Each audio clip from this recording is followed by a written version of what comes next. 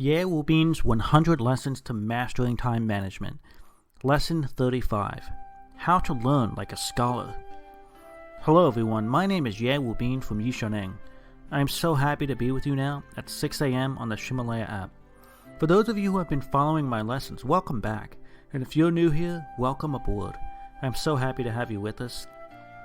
Time is man's scarcest resource. Once it's used, it can never be regained.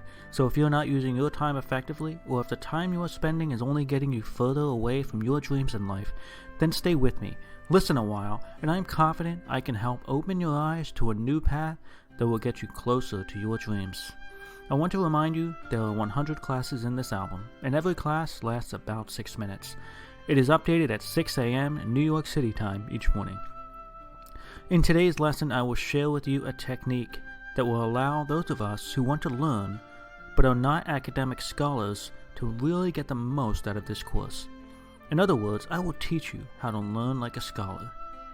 In order to keep up with the fast pace of this developing society, we must constantly learn and adapt. Just think, only 30 short years ago, personal computers barely existed, but now we are using phones and watches to do 20 times what computers could do. Despite these advances in constant learning, why is it so difficult for us to internalize knowledge and then convert it into results? In order to answer this question, today I want to share with you the pyramid of learning. The pyramid of learning.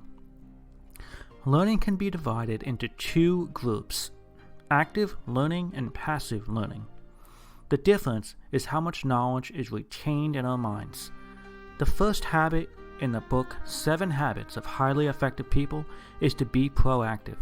You can only be efficient if you take control of your life rather than wait to let life happen to you. So let's get specific. The pyramid of learning is divided into upper and lower parts. The upper part is passive learning. Passive learning contains listening, reading, audio, and video. The transition between the upper part and lower part is called demonstration. The lower part is active learning, which is also the base or foundation of learning. Active learning includes discussing, practicing, and teaching others. In passive learning, we retain little information. In active learning, we retain a lot of information. Just listen, and you will retain 5% of the information after 1 month. Just read, and you'll retain only 10% after 1 month. Just read and listen, and you'll retain only 20% after 1 month. See it often, and you'll retain 30% after 1 month. Discuss it often, and you'll retain 50% after 1 month. Practice it often, and you'll retain 75% after 1 month. Teach others the knowledge you learned, and you'll retain 90% after 1 month. So you see, the gap between active learning and passive learning is enormous. From this day forward, you should realize that if the information is given only once and you learn it passively by reading or seeing it, but not discussing it or teaching it, then the material must not be important and you will not retain that information.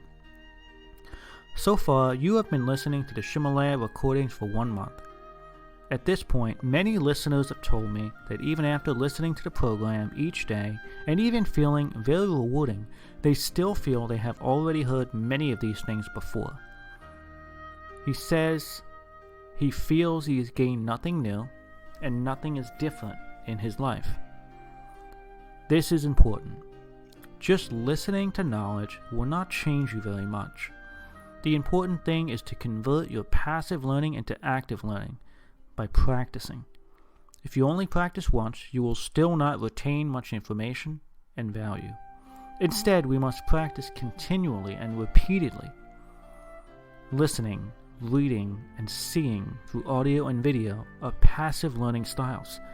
There is little repetition in those methods.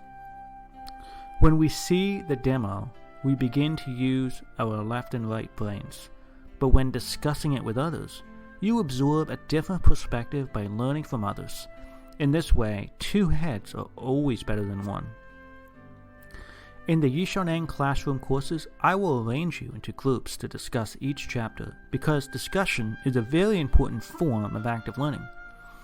After the discussion, you will begin to choose those aspects that you wish to retain and then practice them, which is equivalent to merely listening or viewing something dozens of times. In the classroom courses, I will also let you practice a few different methods after I explain the theory. You will not always perform each method perfectly. There will be problems, and each time you have a problem, we will arrange time for you to discuss the problem with others, explaining it in detail, and then allowing you to practice again and again.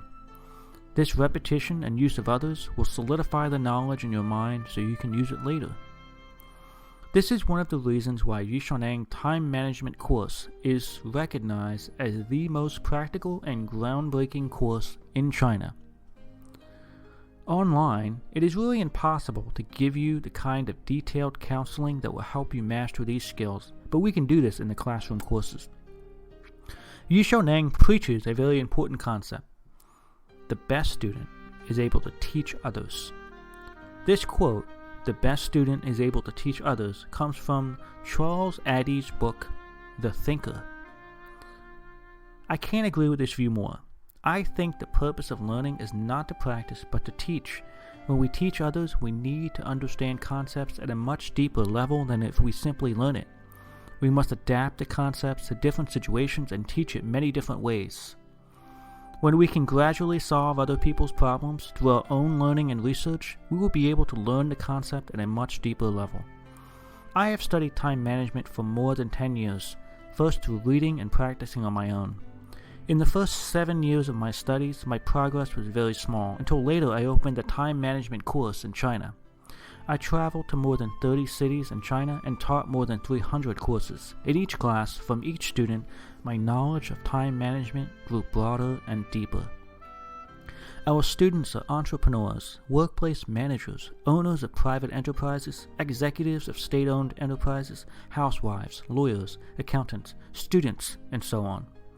Each personality and set of experiences leads to the difference in teaching demands, and my professional knowledge has grown exponentially by applying my knowledge to each of these problems.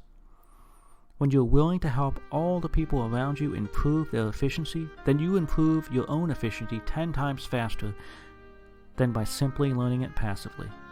The more you share, the more you retain and grow. The wisdom of Diamond Sutra, a book of Zen Buddhist teachings, also tells us serving others is the way to success. So remember the pyramid of learning and understand the massive differences in retention from passive to active learning. Remember that if you can teach others the concept, you will retain that knowledge so much more deeply than if you just listen or see that knowledge. Take the initiative to help others learn and teach others constantly, and you'll be able to retain 90% of the information after 1 month. These audio lessons are translated by Neng's partner Cece and then recorded by her husband Justin. I wish you great success today.